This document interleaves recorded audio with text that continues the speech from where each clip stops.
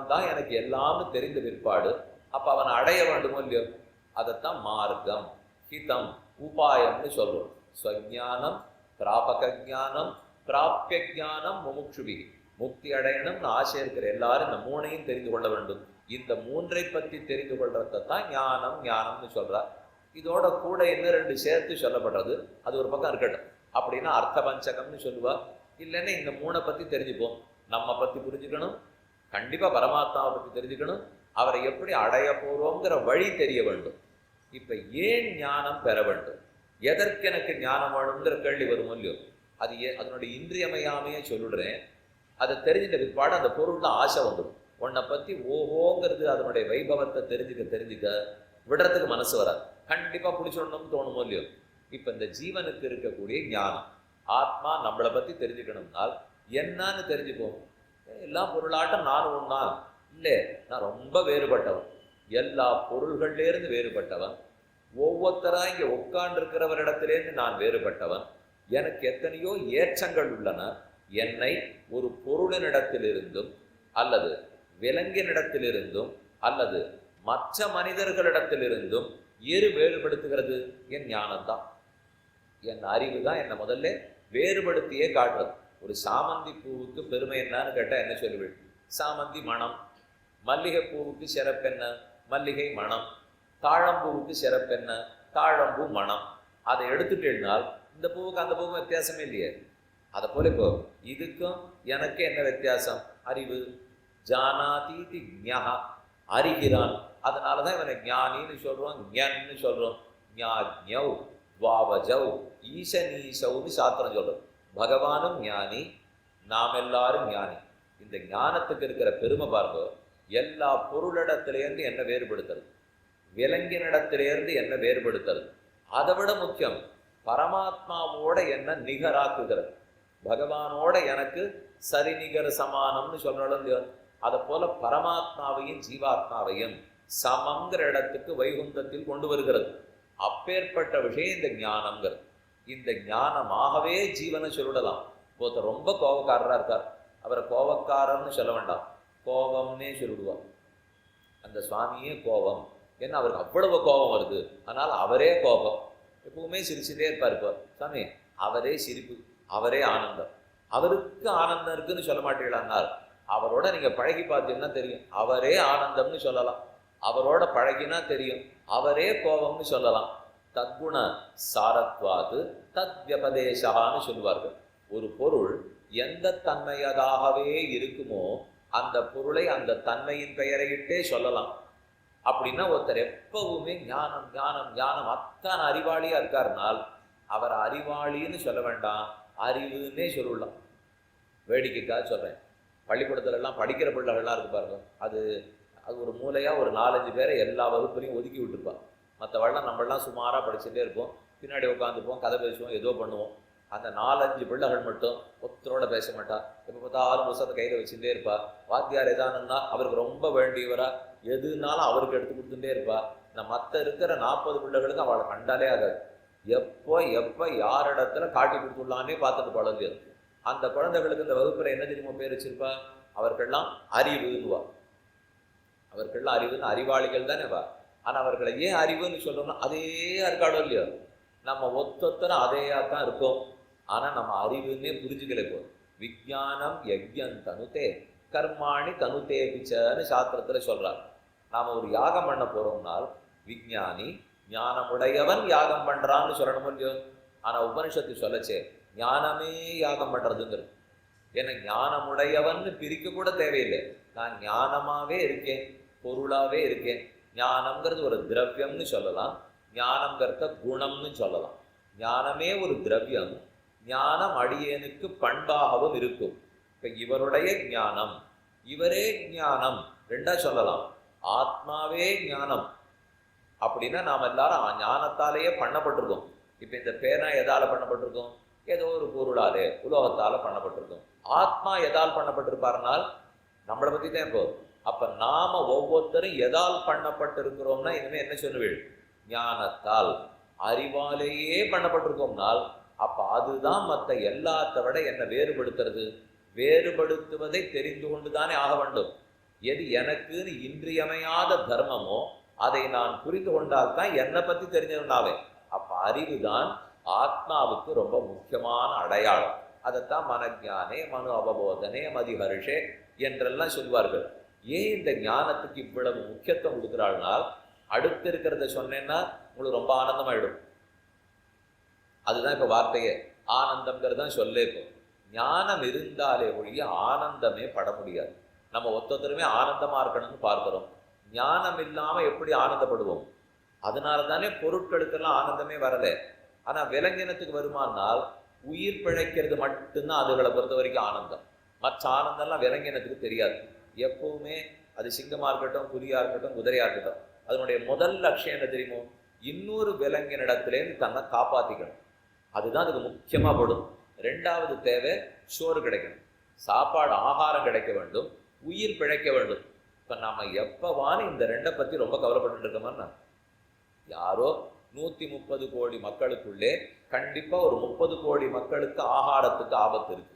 அவர்கள் ரொம்ப ஏழையா இருக்கா, அதுவும் ஏதோ பண்ணி 130-20 வருஷம் போச்சுன்னா சரியா போடுறதுன்னு வச்சுக்கோ, அதெல்லாம் ஆயிடும். அப்ப ஆகாரம் கிடைச்சுடுதே. நம்ம நித்தியப்படி இன்னைக்கு ராத்திரி எப்படியான உயிர் வாழணுமே, யார் கத்தி எடுத்துன்னு உதைக்க வருவாளோ, ஏதாவது சிங்கம்புலி கடிக்க வந்துருமோ, இந்த பயத்துலலாம் நாம இல்லையோ. அப்ப அடிப்படையில் விலங்குக்கு முக்கியமே அந்த ரெண்டு. ஆனா நமக்கு அது முக்கியமாவே இல்லையே. இப்போ அப்ப அதுல இருந்து ரொம்ப உயர்த்தியா வந்திருக்கோம்னால் அடிப்படை அறிவு தான் அதுகளுக்கு. ஆனா அதை தாண்டி வளர்ந்திருக்கிற அறிவு நமக்கு. நாம போய் அந்த வளர்ந்திருக்கிற அறிவை மேலும் வளர்த்து கொள்ளாமல், எனக்கு விலங்கை விட நான் தேவைப்பட்டிருக்கேன், அதுக்கு தெரியாததெல்லாம் எனக்கு தெரியறதேன்னு சொன்னா அது நியாயமா இருக்குமா? இருக்காது. மேலும் விலங்குக்கு ஆனந்தப்பட தெரியாது. அப்ப நிறைய 100க்கு 98 பொண்ணு வாழ்ந்து வந்துட்டா எப்போவானே தான் ஆனந்தப்படுமோ?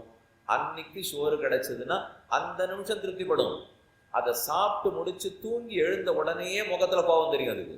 ஏன்னா அடுத்த வேளை சோறு என்னன்னு தேட ஆரம்பிக்கும் இல்லையோ. நம்ம அப்படி பண்றது இல்லையே.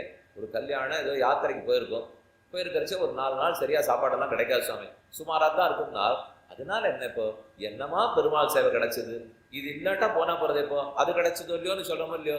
இதுதான் ஒப்பிட்டு பார்க்க ஆனந்தப்படுதல். இது மனிதனுக்கு தான் வரும், இது விலங்குக்கு வராது. இது இல்லை, நீ ஒரு 2 நாள் பட்டினி கிடந்தியானா அப்புறம் பார்த்து நல்ல மான்குட்டியா பிடிச்சு தரேன்னா அது கேட்காது. அதுக்கு அந்த வேலைக்கு வேணுமோ இல்லையோ. ஆக அதுக்கு அறிவு இருக்கே தவிர ஆனந்தம் இருக்காது. அறிவு வரைக்கும் தெரியும், ஆனா அது ஆனந்தம் ஆகணும்னால் தேவை ஒன்று இருக்கு. அனுகூல ஞானம் தான் ஆனந்தமாகும். எனக்கு பிடிச்சதான ஞானம் ஆனந்தம், எனக்கு பிடிக்காததான ஞானம் துக்கம். நமக்கு ஆனந்தம், துக்கம், இன்பம், துன்பம்னு எதை தெரியுமா வேறுபடுத்தி சொல்றோம்? நமக்கு அனுகூலமான அறிவு ஏற்பட்டால் அனுகூல அறிவு ஆனந்தம். பிரதிகூல அறிவு, நமக்கு பிடிக்காததை பத்தி அறிவு ஏற்பட்டு போச்சுன்னால் அதுவே துக்கமா முடிஞ்சு போயிடும். இப்போ அதே உதாரணமே சொல்றேனே, எங்கோ தராரோ போயிருக்கா, வேலைக்கு பேட்டி காணணும்னு சொல்லியிருக்கா, அது நன்னா பண்ணியாச்சுன்னா வேலை போட்டு கொடுக்குறேன்னு சொல்லியிருக்காளாம். அது இருந்துட்டா குடும்பமே பொழைச்சிடும் சுவாமி அப்படின்னு ஒரு 2 வருஷமா பிள்ளைக்கு வேலை கிடைக்கல, காத்துந்தோம் போயிருக்கான். போனா அவ பேட்டி எல்லாம் முடிஞ்சிருக்கும், காத்துன்னு இருக்க சொல்லியிருப்பா, பதிலும் சொல்லியிருப்பா. ஆனா உள்ள உட்காந்துருக்கிற அம்மாவுக்கு வீட்டுல இதெல்லாம் தெரியாதோ இல்லையோ, அங்க நடந்து கூட முடிஞ்சிருக்கும், ஆனா இவளுக்கு தெரியாது. இப்போ அப்ப இவளுக்கு பிடித்ததான ஒரு விஷயம் நடந்து விட்டது, ஆனால் ஆனந்தப்பட முடியாது. அதை பற்றின அறிவு இவளுக்கு ஏற்பட்டால் தான் ஆனந்தப்பட முடியும். அதே போல எங்கோ ஒருத்தர் போயிருந்தார், பூகம்பம்னு கேள்விப்பட்டோம், நிலநடுக்கம் வந்துட்டான், அங்க இருக்கிற வாழ்லாம் நிறைய பேருக்கு ஆபத்து இருக்கான் என்ற நம்ம உறவுக்காரர் யாரோ தரங்க போயிருக்கார். எப்படி இருக்காருன்னு தெரியாது, நலமாக இருக்கிறார். ஆனா நலமாக இருக்கிறாருங்கிற ஞானம் எனக்கு ஏற்படுற வரைக்கும் நான் சந்தோஷப்பட முடியுமா? வருத்தப்பட்டுட்டே இருப்பேனோ இல்லையோ. அதைத்தான் சொல்ல வரேன், அனுகூலமான ஞானம் ஏற்பட்டா தான் ஆனந்தம். பிரதிகூல ஞானம் ஏற்பட்டுனால் நாளை காலத்தால பரீட்சை முடிவுகள் வெளியாக போகின்றன, 99 எதிர்பார்த்து கொண்டிருக்கிறேன், 99 வந்துட்டா அனுகூல ஞானம். ஆனா நாளை காலத்தாலையா 99 போட போறா? முதல்ல நான் எழுதின அன்னைக்கே அநேகமா முடிஞ்சு போச்சு. அது 79, 69, 99 தெரிஞ்சு போச்சு. சரி, ஒரு வேளை ஒரு வாய்ப்பு பார்ப்போம், திருத்தின அன்னைக்கு நிச்சயமா தெரிஞ்சு போச்சு. காகிதத்தை திருத்தினது வேற நாளோ இல்லையோ, அதனால அன்னைக்கு ஏதானு வாத்தியார் சுவாமி சண்டை கண்டை போட்டு வந்திருந்தாரு, அப்போ ஏதானு குறைஞ்சி படுத்துனா அன்னைக்கு திருத்தியாச்சுன்னா அதோட முடிஞ்சு போச்சு. அதுக்கப்புறம் என்னதுக்கு இப்போ நாளைய பற்றி கவலைப்பட்டு இருக்கேன்? எழுதின அன்னைக்கு நான் கவலைப்படலை, திருத்தின அன்னைக்கு கவலைப்படலை, ஆனால் நாளை காத்தாலேன்னு ஏன் பட்டு இருக்கேன்னால் அதுதான் அனுகூல ஞானம். எனக்கு கிடைச்சிருக்கா இல்லையாங்கிற அறிவு அப்பதானே ஏற்பட போறது. அப்ப பாருங்க, கிடைச்சது எப்பவோ, ஆனா கிடைச்சதை பத்தின அறிவு தான் நாளைக்கு. நடந்தது எப்பவோ முடிஞ்சு போச்சு, ஆனா நடந்ததை பத்தின அறிவு இருக்கு. நாம ஏதோ போறோம், உடம்பு சரியில்லையா, அது கல்லீரல்ல நுரையீரல் என்னமோ கல் இருக்கான், பித்தப்பையில கல் இருக்காங்க, வைத்தியர்கிட்ட போனோம், கிடுகிடுன்னு எடுத்துட்டு ஒரு 1/2 மணி உட்காருங்க, எல்லாம் பரிசோதனை எல்லாம் பார்த்து முடிவு என்னன்னு சொல்றேன்ட்டா, அந்த 1/2 மணி தான் உலகமே சுத்தராப்புல இருக்கும். இவருக்கு பித்தப்பை அந்த 1/2 மணிலையா வந்தது? இல்லை. அதுல கல் அந்த 1/2 மணிலையா வந்தது? நிச்சயமா இல்லை. ஆனா அவர் வாயிலேருந்து அந்த வார்த்தை எப்போ வந்துடும்? அதெல்லாம் பரிசோதனை எல்லாம் ஒழுங்கா இருக்கு, முடிவுகள்லாம் சரியா இருக்கு, போயிட்டு வாங்க அப்படின்னு சொல்லிட்டா அனுகூல ஞானம். இல்ல கல் இருக்காம் அப்படின்னு சொல்லிட்டா பிரதிகூல ஞானம். இதுதான் ஆனந்தமாவோ துக்கமாவோ மாறப்போகுது. அப்ப நிகழ்வு வேறே, நிகழ்வை பத்தின அறிவு அடுத்தது. அந்த அறிவு அனுகூலமா பிரதிகூலமாங்கிறது 3வது. இங்கதான் மனிதன் நன்னா புரிஞ்சுக்கணும். அனுகூலமான அறிவு ஏற்பட்டா தான் ஆனந்தமாகும். பிரதிகூலமா இருந்து கொடுத்துன்னா அது துக்கமா போறது. அப்ப அது அனுகூலமோ பிரதிகூலமோ, இதுக்கு அறிவு வேணுமே. அறிவுங்கிறது இருந்தால்தானே அது அனுகூலமாகி ஆனந்தமான முடியும். ஏன் விலங்கினத்துக்கு அந்த ஆனந்தம் வரமாட்டேங்கிறதுனால் அதுக்கு எது அனுகூலம் எது பிரதிகூலம்ங்கிறதே ரொம்ப குறவல்லையோ. உயிரோடு இருந்துட்டா அனுகூலம், சோறு கிடைச்சிட்டா அனுகூலம். இதை தவிர அதுகளுக்கு தெரியல, அவ்வளவுதான் ஆனந்தப்பட தெரியும்.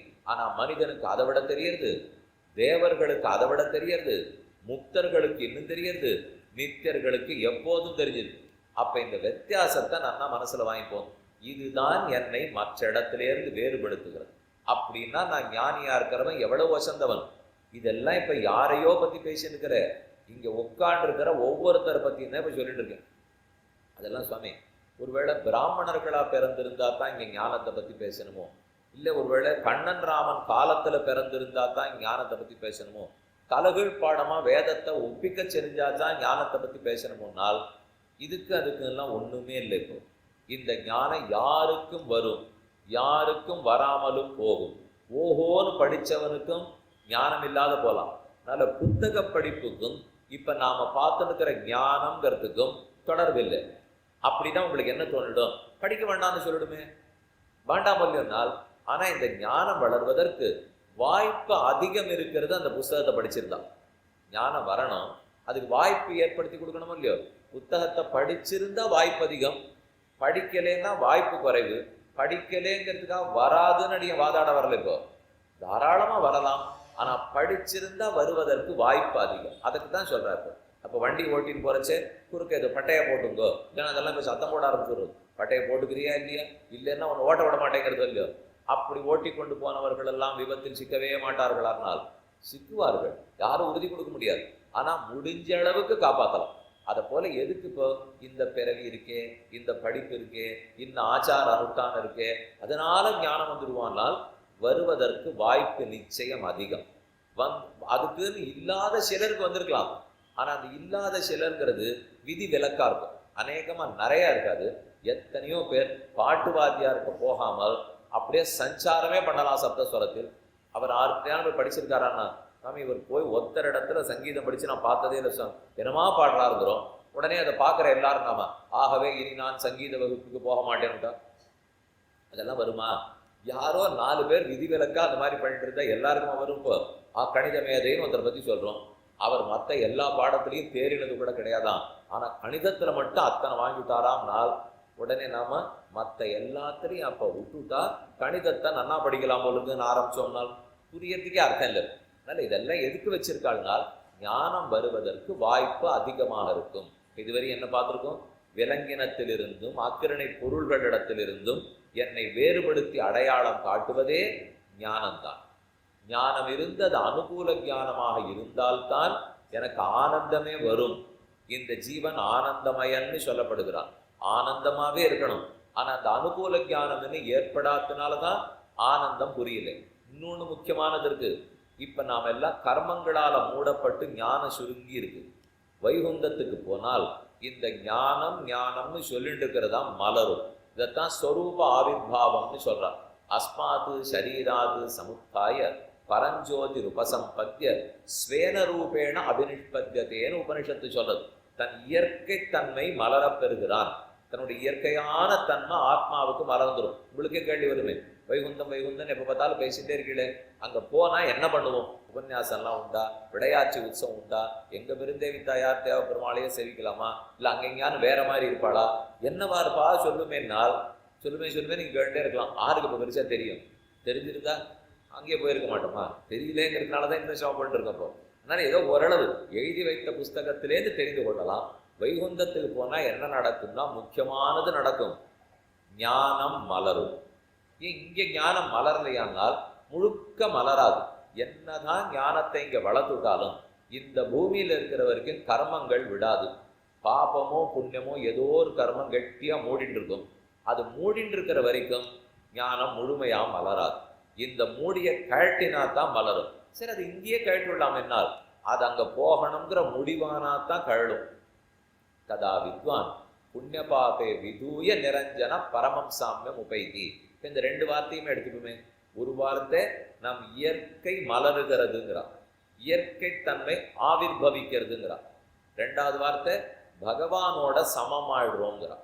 வைகுந்தத்துக்கு போனால் பகவானோட சமமாயிடுறோம். இன்னொன்று என்ன பார்த்தோம்? இயற்கை மலருகிறது, ஞானம் மலருகிறது. அப்போ ஞானம் மலர்ந்து பகவானுக்கு சமமான ஞானத்தை பெறுகிறோம். இப்போ பகவானுக்கு சமமான ஞானமா? ஒரு நிமிஷம் யோசிச்சு பாருங்க. காஞ்சி தேவ பெருமாள், ஸ்ரீரங்கத்து நம்பெருமாள், திருமலை வெங்கடேச பெருமாள், அவர்களுக்கெல்லாம் எவ்வளவு ஞானம் இருக்கும்? என்ன சாமி கேள்வியா இருக்கு. இப்போ அவள் ஞானத்தை பற்றி ஒரு பேச்சா? என்ன ஞானம்? அனைத்து அப்பவே அப்படியே கண் முன்னாடி தெரியுமே, எல்லாரையுமே தெரியுமே, எல்லா காரியம் பண்ண தெரியுமேனால் ஆமா அடியும் அதே ஞானத்தை தான் சொல்றேன். அந்த ஞானத்தில் ஒவ்வொரு ஜீவனும் வைகுந்தத்தில் பரமாத்மாவுக்கு சமமாகிறான். ஆகிறான்னு தான் உபனிஷத்து சொல்றது. மம சாதர்மியமாகதாகான்னு கண்ணன் சொல்றார். சோஷ்ணுதே சர்வான் காமான் சக பிரம்மணா விபஸ்சிதா என்று உபனிஷத்து சொல்றது. சகஸ்ருதியோ சாதர்ம ஸ்ருதியோ ஏதும் சாமிய ஸ்ருதியோ எல்லா வாக்கியமும் சொல்றது பகவானுக்கு சமானம் ஆயிடுறோம். நினைக்க முடியறதா? இங்கே உட்காண்டிருக்கிற நாம ஒத்தரும் பகவானுக்கு சமமாயிட போறோம்னால் நினைவே ரொம்ப நல்லா இருக்கும் போது. ஆனால் அந்த நினைவு இருமாப்பில் கொண்டு போய் விடக்கூடாது. அந்த நினைவு ஒரு அகங்காரத்தில் ஆணவத்தில் கொண்டு போய் விட்டுவிடக்கூடாது. ஏனால் அதை ஆக்க வேண்டியது அவருடைய அருள். இது நானா ஆயிட முடியாது. இப்போ அறிவில் அடுத்தது நாம் புரிஞ்சுக்க வேண்டியது, இந்த அறிவில் நாம் பகவானுக்கு சமமாம். ஆனால் அந்த சமமா ஆக்க வேண்டிய அருள் அவர் கொடுத்தா தான் உண்டான். அது நானா ஆயிட முடியாது. அவர் அருளினால் அப்ப அவரோட நான் சமமாயிட போறேன். இது சமம் ஆகணும்னால் என்கிட்ட அது இருந்து வளர்ந்து மலர்ந்தா தானே சமமாக முடியும். வஸ்துவே இல்லைன்னா எப்படி சமமாகும்? வஸ்து இல்லாம இல்லை. எல்லா ஜீவர்களுக்கும் ஞானம் இருக்கு. அது எவ்வளவு மூடிட்டு இருக்குங்கிறதான் பேச்சுக்கும். ஒரு ஏதோ முட்டியில் அடிபட்டுது, 1.5 மாதம் மாவு கட்டு போட்டு விட்டா அது நகராமல் இருந்துட்டேன்னு வச்சுக்கோ. 1.5 மாதம் கழிச்சு அதை கேட்டின உடனே அது உடஞ்சது வலிக்கிறதோ இல்லையோ முட்டி வலிக்கும். இங்கே நாத்த முடியாது, அங்கே நாத்த முடியாது, கை வச்சா வலிக்கும், கால் வச்சா. அதுக்கு உடற்பயிற்சியாளெல்லாம் கூட சரிப்படுத்தணுமோ இல்லையோ. அதே போல இந்த ஜீவனுக்கு அனாதி காலமா பிறந்து பிறந்து பாப மட்டங்களை பண்ணி பண்ணி மாவுக்கட்டு போட்டாப்போல மொத்தத்தையும் போட்டு மூடி வச்சுது. இப்போ திடீர்னு மொத்தத்தையும் கேட்டுட்டு அப்படியே படிச்சுன்னு வானால் அது அப்படி நடந்துருமா? மொத்தத்தையும் 1.5 மாதம் கட்டு போட்டதுக்கே எடுத்த உடனே இத்தனை பாடா இருக்கு. அது இத்தனை அனாதி காலமா கர்மங்கள்ங்கிற மாவு கட்டு போட்டு வச்சிருக்கு. அந்த கர்மத்தை தொலைச்சிட்டு பழகணும். அந்த நிமிஷத்துக்கு சீக்கிரம் பழகிடுறார் அவர். அப்புறம் வைகுந்தத்துக்கு போகிறார். இவருக்கு இத்தனை நாளா மூடி இருந்த ஞானம் மலருகிறது. எவ்வளவு மலர்றதுனால் பிரம்மத்துக்கு சமமான ஞானத்தை பெறுகிற அளவுக்கு மலருகிறது. அப்படின்னா இந்த ஞானம் என்கிட்ட எவ்வளவு முக்கியமாக எடுத்துக்கோ. பகவானுடைய சமானமாகிறது, என்னை மற்ற விஷயங்கள்ல இருந்து பிரித்து காட்டுகிறது, எனக்கு அடையாளமாகவே இருக்கிறது, ஆனந்தத்துக்கே காரணமாக இருக்கிறது, நான் ஆகவே அதுவாகவே நான் இருக்கிறேன். எத்தனை பேருவேன் இப்பேற்பட்ட அறிவு நமக்கு பிறந்துதான் ஆகணும். இப்படி நீ சொன்னதை பார்த்தா இருக்கணும்னு தான் தோன்றது. நீர் ஏன் பிறக்கணும்னு சொன்னிருந்தால் இருக்கு, யாரும் இல்லைன்னு இப்ப மறுக்கவே இல்லை. ஆனா இருக்கிறது வேண்டிய அளவுக்கு இருக்காங்கிறது கேள்வி. ஒரு வஸ்து வேண்டிய அளவுக்கு வாங்கலைன்னால் இருக்குன்னு சொல்லி பிரயோஜனமே இல்லை. 40 வாங்கினால் பரீட்சை தேரும். 35 வாங்கினேன், வாங்கியிருக்கா இல்லையா? 35 வாங்கினது உண்மை. தேறித்தானா? தேரலை. பிள்ளை என்ன சொல்லும்? 35 வாங்கினேனே ஏன் தேரலைங்கிற? வாங்கியிருக்கேனேன்னா பிரயோஜனம் இல்லையே. 40 வாங்கினா தான் தேர்னதா கணக்கு. 39 வாங்கினா கூட பிரயோஜனப்படாது. அதை போல அறிவு இருக்குன்னு சொல்லிட்டு இருந்தால் அது பிரயோஜனம் இல்லை. அதைத்தான் அன்று நான் பிறந்திலேன் பிறந்தபின் மறந்திலேன்னு ஆழ்வார் சாதித்தார். நின்னதெந்த ஊரகத்து இருந்ததெந்த பாடகத்து அன்னு வெக்கணை கிடந்தது எண்ணிலாத முன்னெலாம் அன்னு நான் பிறந்திலேன் பிறந்தபின் மறந்திலேன் நின்னதும் இருந்ததும் கிடந்ததும் என் நெஞ்சுளேன்னு பாசனம். இப்ப திருமழியாழ்வார் சொல்லச்சே அன்னைக்கெல்லாம் நான் பிறக்கவே இல்லைங்கிறார். இருக்கிறதுலேயே அதிக வருஷம் வாழ்ந்தவரே அவர் தான். 4700 வருஷத்தை இந்த பூலோகத்துல வாழ்ந்துட்டு அன்று நான் பிறந்திலேன்னால் நன்னா இவர் பிறந்துதான் இருந்தார். ஆனா பிறந்திலேன்னு எதிர சொல்றார்? அறிவு பிறவி கிடைக்கவில்லை. பிறந்தேன், உடல் பிறவி எடுத்தேன், ஆனா அறிவு பிறவி எனக்கு கிடைக்கவில்லை. இப்ப எப்ப பகவானை தெரிந்து கொண்டேனோ என்னன்னு ஊரகத்துல பெருமாள் இருக்கார், பாடகத்துல இருக்கார், வெக்கணையில சயன திருக்கோலத்தில் இருக்கார், பாடகத்துல அமர்ந்த திருக்கோலத்தில் உள்ளார், ஊரகத்தான் உயர்ந்த பெருமாள் எழுந்து என்றெல்லாம் நினைச்சிருந்த வரைக்கும் நான் பிறக்கவே இல்லைன்னுட்டான். இப்ப எப்ப தெரியுமோ பிறந்தேன்? அங்க நின்றுட்டு இருக்கல, இங்க உட்கார்ந்து இருக்கல, இங்க படுத்துட்டு இருக்கல. இவ எல்லாரும் என் உள்ளத்துக்குள்ளதான் நின்று கொண்டும் அமர்ந்து கொண்டும் சயனித்து கொண்டும் இருக்கிறார்கள். தெரிஞ்சுதோ இல்லையோ? அப்ப எங்கோ இருக்கிறான்னு தேட வேண்டாம், இங்கேதான் இருக்கார் என்கிற அறிவு எப்ப ஏற்பட்டதோ பிறந்துட்டேங்கிறார்.